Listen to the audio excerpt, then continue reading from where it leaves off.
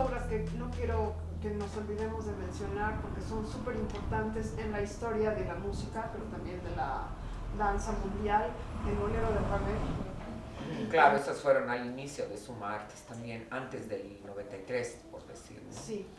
Claro, El pájaro de fuego, bueno, un ballet ruso, ¿no? Que me pareció que en ese momento, para lo que yo deseaba interpretar, digamos, estaba dentro de mi temperamento, ¿no? O sea, eso es lo que yo pensaba en ese momento. Entonces, después de Carmen, ya por decir, me había realizado con Carmen, bueno, y ahora que bailo, ¿no? Entonces, me pareció que El pájaro de fuego, y en la versión que nosotros hicimos, que no era la de Foquines, ¿no? Sí, tú habías hecho la versión del Alvin Ailey, ¿no? Del Alvin Ailey, exacto, del ballet, o del Harlem, no, de Harlem creo, del Harlem Ballet, sí. Entonces me pareció que era posible en ese momento, ¿no? O sea, hacer por lo menos, basarme en esa versión, tanto para lo que era mi coreografía, ¿no? O sea, la parte del pájaro de fuego y del príncipe, como la parte de las princesas y de los monstruos, ¿no? Porque era como tipo de movimientos más modernos, ¿no? Y, o sea, la gente que yo tenía en ese momento podía hacer ese tipo de coreografías, ¿no? O sea, no era, digamos, como una danza clásica tan elaborada. Y yo creo que sí salió bastante lindo. Y bueno, no se constituyó en uno de mis favoritos finalmente, ¿no? Pero sí fue algo muy novedoso, para La Paz, para Bolivia, que se haga una obra como El pájaro de fuego, y donde teníamos también elementos, sorpresa, ¿no? Porque no sé si te acuerdas que al final, no sé cómo era, pero parecía que yo me elevaba y sí, como si me fuera volando. Y hubo mucha colaboración, o sea, de parte de bailarines anteriores, ¿no? Que eran de la época de la maestra Melba Zárate, por ejemplo. No sé si te acuerdas de Ibáñez. Sí. Estaba Ibáñez, Murillo. Murillo, sí. Eugenio Murillo. Después, no me acuerdo qué otros más, pero hubo como, creo que inclusive el maestro, ¿cómo se llama? Rodríguez. Lauro Rodríguez, sí. O sea que hubo como un entusiasmo, digamos, de querer ayudar en ese momento, y también, bueno, vale la pena mencionar que para esa obra específica, contraté a que era un bailarín más, digamos, muy contemporáneo, que estaba de moda, que era el Zapato, que lo conocíamos acá, que su nombre era Jesús de Cimbal Santana. Sí. Y que fue también un éxito porque, bueno, para la mentalidad, digamos, de ese momento de Bolivia, digamos, el hecho de que eran negros y musculosos, digamos, wow, todo el mundo, ¿no? O sea, y bueno, yo nunca lo vi así, ¿no? O sea, para mí normal, era nomás mi partner, mi partner sobre todo, ¿no? O sea, porque bueno, cuando estás en el ballet clásico necesitas un partner sí o sí, ¿no? Entonces en ese momento él interpretaba bien, ¿no? Y él no era bueno porque realmente no era un bailarín clásico, sin embargo se metía en el personaje. Ahorita lo estoy viendo cómo se movía, ¿no? Cuando antes de que aparezca el pájaro de fuego, hacía su actuación. O sea, sí, pero fue un hit, digamos, ¿no? Y él creció un montón más que lo que creció Suma Artis, ¿no? Porque después del pájaro de fuego ya no había cupo en las clases de Zapato. Me acuerdo de él como bailarín. Y un poquito también quiero que me comentes del bolero de Ravel, porque como el bolero ha sido una obra también tan importante, tantos coreógrafos la han trabajado, tú la has traído prácticamente a Bolivia para ser bailada, ¿no? Claro, bueno, el bolero de Ravel también me gusta, la música, ¿no? Es una música que siempre me ha preocupado, y bueno, de ese momento llegó a mis manos el video, que era el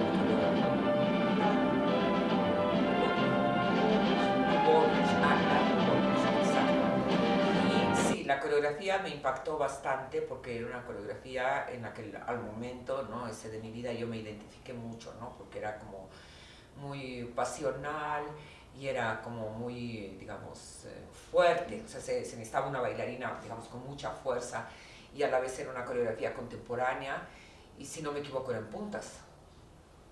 Sí. ¿No ve? Entonces, o sea, tenía de clásico y de contemporáneo la música y la coreografía. Entonces, sí, bueno, no puedo decir que era una reposición exacta, pero prácticamente sí. O sea, repusimos sobre la base del coreógrafo Lan Lubovich, que es un coreógrafo muy contemporáneo, ¿no? Y fue muy linda la obra. Fue muy linda la obra, pero era muy difícil de repetir porque nuevamente obviamente necesitaba un partner muy bueno para trabajar conmigo y en aquel momento habíamos invitado a un bailarín cubano, el Dix Jones. Sí, lo recuerdo. Que era un bailarín clásico, digamos, él sí era un bailarín clásico, era un mulato, y entonces con él sí logré hacer el bolero, pero a futuro él ya se fue, entonces era muy difícil repetir, porque es una obra muy compleja, y para ser bailada entre dos, ¿no? A veces pienso, ay, no era que hubiera hecho la de Béjart, ¿no? Porque ahí era, digamos, hay como una figura principal, en cambio aquí, este era algo de dos. Sí, entonces más o menos que con eso se trabaja, digamos, un gran periodo de Suma Artis, donde ya hay una formación de varias promociones, ya la escuela, digamos, ha crecido, tienes diferentes niveles, tienes las más avanzadas, las intermedias y las principiantes, y en este momento, digamos, se abre como también una etapa internacional, ¿no? Porque primero hay un concurso nacional en Bolivia de danza. Quisiera que nos comentes un poco eso, que habías mandado a tus estudiantes más avanzadas. Sí, hubo un concurso, ahorita no me acuerdo cómo lo denominaron el curso, pero el premio, digamos, a ganar este concurso a nivel nacional era auspiciado por el Centro Boliviano Americano y la Embajada de Estados Unidos. Yo, como ya había estado en el ambiente, digamos, en Rusia, había visto mucho de esto de los concursos y cuán importante era ir ganando el primer lugar, el segundo lugar, o sea, y que era una cosa que motivaba mucho al alumnado y también daba a conocer las diferentes academias o maestros existentes. Entonces me entusiasmé muchísimo cuando dijeron que iba a haber esto de la beca Fulbright y lo del concurso. Y como ya tenía la experiencia de cómo se manejaba esto de los concursos, sí, preparé, creo que 3 de las alumnas de Suma Artis participaron, ¿no? Porque 4. Daniela, Cecilia... Rita y Paula. Rita y Paula, sí. Y ganan Paula y Daniela. Daniela, sí. Entonces, claro, en ese momento ya se habían iniciado algunas otras academias, ¿no? O sea, posteriores a lo que era Suma Artis. Y también, digamos, querían presentar a sus alumnos, ¿no? Y aquí en La Paz sí ganan Paola y Daniela, es verdad, con variaciones clásicas, ¿no? Nos fuimos a Cochabamba, donde fue la final, sí. Y ahí también hay una cosa que es un gran aporte que tú haces a la danza clásica, me parece boliviana, el tema de la reposición de las variaciones. Porque si bien tal vez antes existía el ballet oficial, este tema de enseñar las variaciones, como yo me acuerdo que nos las has enseñado con mucho detalle, obviamente porque las habías visto bailar en Rusia, pero también exactamente con la partitura musical y los pasos que iban en cada detalle de la nota, era una novedad en Bolivia, ¿no es cierto? No, pero completa, y hasta ahora sería, digamos, un hit, porque, bueno, hoy en día se trabaja mucho con el video, ¿no? Entonces ha cambiado, digamos, esa perspectiva, pero sí, en ese momento nosotros hemos trabajado con la partitura y nota por nota los movimientos, y bueno, sí, porque la coreografía en realidad, no sé cómo la entienden ahora, pero como se debería entender, por lo menos la coreografía clásica es como una partitura, ¿no? Entonces, o sea, ahí no hay nada que tú tengas que inventar, ya está todo dicho. Obviamente cada coreógrafo, como cada intérprete musical, sabrá dónde le pone más sentimiento, menos sentimiento, o sea, hará sus propias, digamos, adecuaciones, pero en sí es una partitura, ¿no? Entonces, sí, eso ha sido, yo creo, novedoso, porque antes no sabíamos cuáles eran las coreografías aquí en Bolivia, ¿no? O sea, los pocos que nos dedicábamos a la danza, pero no había como decir, sí, esto es Kitri, digamos, ¿no? Y ya sabías que el abanico, que hay una versión, la otra versión, no. Entonces, yo creo que sí, eso fue novedoso. O sea, traer estas versiones de variaciones clásicas establecidas y poderlas estudiar de una manera muy precisa, ¿no? Creo académica, digamos. Exacto. Más allá de que la vayas a bailar o no, tú sabías cómo era la variación, cómo empezaba, cómo era el medio, cómo era el final y cómo se la tenía que bailar, el estilo de bailar la variación, porque eso también es una cosa que yo recuerdo que era muy importante en el ballet Suma Artis, cómo se baila una variación. Bueno, ahora Mónica, por favor, quisiera que nos comentes un poco sobre los concursos internacionales que también habían ido tus estudiantes, ¿no? de danza. Claro, o sea que posterior a este concurso que hubo por la beca Fulbright, yo tenía conocimiento, en ese momento había mucho menos información porque todavía no teníamos la facilidad del internet y y demás, pero yo sabía que había, digamos, concursos importantes en el mundo, como el de Jackson, bueno, yo sabía el de Varna, el Grand Prix, ¿no? O sea, habían varios que, o sea, ya eran concursos establecidos mundialmente, ¿no? Y no recuerdo, por algún motivo, me llegó la información para que las alumnas puedan participar en el concurso internacional de Jackson, Mississippi. Y bueno, en ese momento me pareció importante, tanto para mí, ¿no? Como maestra de ballet, como para mis alumnas que se estaban desarrollando dentro de la técnica del ballet, el poder darles la oportunidad de participar de uno de estos eventos grandes a nivel mundial, porque no, por ejemplo, las personas que salen de Jackson, los ganadores, generalmente son estrellas que van a ser estrellas del ballet, digamos, por muchas generaciones. Y sinceramente en ningún momento he pensado que realmente íbamos a ganar, pero sí quería que tengan la experiencia y como repito antes no teníamos tanto acceso a las estrellas del ballet, que ellas puedan ver, ¿no? Estrellas del ballet y puedan ver el nivel técnico. Y bueno, las inscribí a las chicas y en ese momento pedían fotografías, teníamos el fotógrafo Grover Hinojosa, que tomó unas fotos muy lindas de las alumnas de ese momento que iban a ir, que era Daniela, Paola y Cecilia, ¿no? Daniela Alarcón, Cecilia Guachaya y Paola Arroyo. Y las aceptaron, o sea, gustaron las fotografías que habíamos mandado. Entonces, bueno, se las preparó con las variaciones. Era difícil en ese momento porque no había acceso tampoco a tanta música, ¿no? Y la música de ballet sumamente exclusiva, entonces era difícil conseguir las variaciones.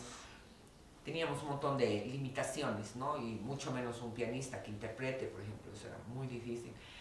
Y ya, pero fuimos a Jackson y fue una experiencia realmente muy linda, nos trataron muy bien, el evento súper de lujo, organizado, claro, las estrellas del ballet impresionante, o sea, era apabullante, ¿no? Prácticamente, pero tuvo una ventaja, por un lado, que las chicas pudieron, digamos, mostrar su trabajo, ¿no? En un lugar, obviamente, muy difícil, pero por otro lado pudieron tomar el taller, el seminario que traía Jackson, que era con Vladimir Vasiliev y con Ekaterina Maximova. Con Ekaterina Maximova. Entonces era un taller de 2 semanas, era un taller bastante amplio, y se quedaron y pasaron las clases con ellos, entonces me parece que eso fue sumamente importante.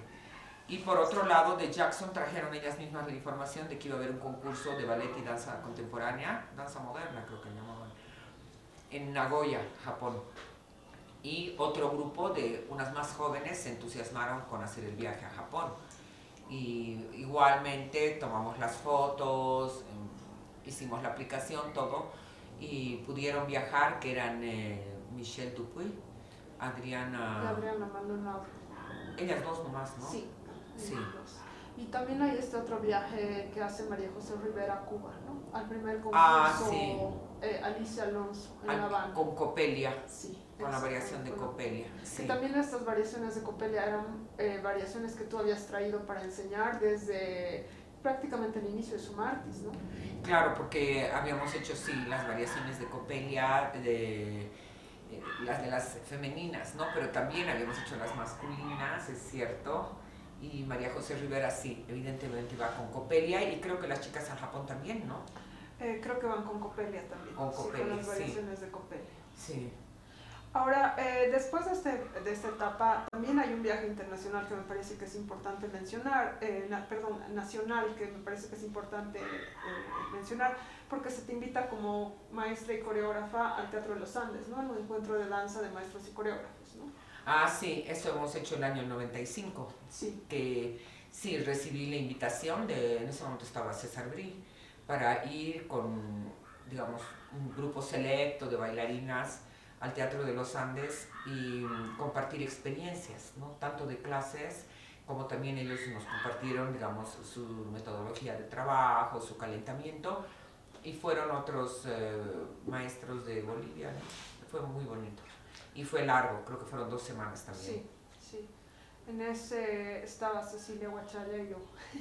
Solo las dos. Solo las dos, sí. Y obviamente de las otras escuelas, 2 alumnas y algunas maestras. Ah, eso era bien restringido, sí. No podían ir muchas personas. No, eran dos alumnas por cada escuela invitada y la maestra con la que estaban yendo. Y fue una linda experiencia, porque, no sé, ahora ya no estoy, digamos, cercana al Teatro de los Andes, pero sí me acuerdo que tenían su método de trabajo muy disciplinado, había que levantarse muy temprano en la mañana y se hacían varias horas, digamos, de la parte primero física, y en la tarde se empezaba muy temprano, creo 2 de la tarde, y venía toda la parte ya de creación, de hacer coreografías, o sea, de participar, ¿no? Con ideas. Bueno, me gustó mucho. Ahí más o menos que se cierra un periodo de Summa Artis grande, porque después empiezan a haber otras creaciones tuyas que ya son mucho más contemporáneas, ¿no es cierto? Porque luego de todo este periodo empiezas con el ballet El Rey León. No, la suite andina primero. Es verdad, tenemos el viaje a Estados Unidos, ¿no es cierto? Que ahí será digamos, uno de los hitos más importantes del ballet Summa Artis. Claro, porque ya se cierra este periodo que coincide que tuve mi segundo hijo, que es Alexander, ¿no? Entonces ahí terminamos con lo que fue, digamos, el Teatro de los Andes y con lo que fue todo lo que ya hemos mencionado en la entrevista. Y es después de esto que tenemos la invitación para ir a bailar en Nueva York, en el Clark Theater del Lincoln Center, ¿no? Y para ese se hace una coreografía especial que también quedó muy elaborada, muy interesante, que es lo que denominamos la suite andina, que se hizo con música de Gerardo Yáñez.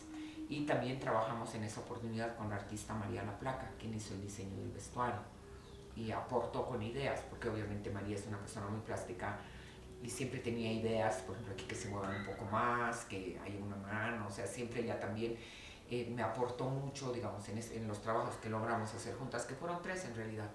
Este de Suite Andina podemos considerar que es uno de los hitos en la danza boliviana, ¿no? Porque posteriormente muchos otros bailarines, maestros, coreógrafos se han inspirado en esto, porque es uno de los primeros ballets que toma un motivo boliviano y lo lleva al ballet, ¿no? Claro, porque ahí es exactamente eso, ¿no? Una mezcla de técnicas, digamos, de ballet. Y también fue muy interesante para el público en Nueva York, porque en ese momento, bueno, no sé, yo habría decidido, ¿no? La cosa es que éramos puro mujeres, no contábamos con una figura masculina fuerte, entonces se hizo todo con la participación solamente de las bailarinas, ¿no? Y entonces alguna gente lo tomó como una temática medio feminista, ¿no? O sea, en ese sentido se habló del ballet. Pero creo que no había nada de eso, sino que siempre yo, digamos, como coreógrafa, como creadora, como amante de la danza, también como profesional, trabajaba con lo que tenía. Entonces no me quería limitar, digamos, de que, no, ahora traigamos un bailarín así o así, sino que, bueno, en este momento habían estas chicas que podían viajar a Nueva York conmigo y entonces trabajemos con ellas y creo que se realzó mucho lo que sería, digamos, la mujer andina vista desde mi perspectiva, ¿no? O sea que un poco, digamos, si tú quieres, idealizada, ¿no? Pero bueno, es lo que yo sentía y creía en ese momento. Sin embargo, teníamos algunas coreografías medio fuertes. Que ya no se han repetido en Bolivia, porque justamente en Bolivia podían haber sido no muy comprendidas, digamos, en lo que habían sido, ¿no? Pero tal vez más que idealizada, o sea, después de los años de analizar y ver pintura y todo, está mucho más cerca de Cecilio Guzmán de Rojas y de la pintura simbolista, ¿no?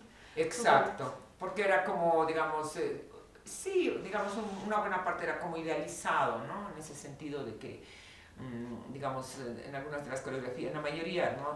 Aparte de esa coreografía que teníamos específica, no veías el sufrimiento, digamos, de la mujer andina, por así, sino la parte de la mujer, porque la mujer también sufre, es bien compleja. Claro, o sea, no se ve, digamos, la pobreza, el sufrimiento y también de alguna manera la fealdad que puede haber, ¿no? En la pobreza y en todo eso, que es algo que tenemos que aceptar, ¿no? Entonces, no, era como todo de muy lindos colores, el uso de las mantas muy estético, sí, los flecos, entonces todo era como un poco más, digamos, ¿no? O sea, idealizado, yo pienso así.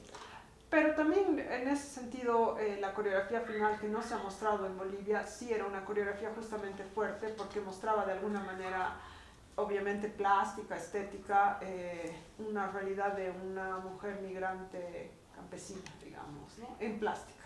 Sí, no, esa es bien bonita, pero ya no la hicimos porque, sí, ya también, digamos, como ya hasta ese momento habían pasado ya más de 10 años prácticamente, ¿no? Del Ballet Sumartis.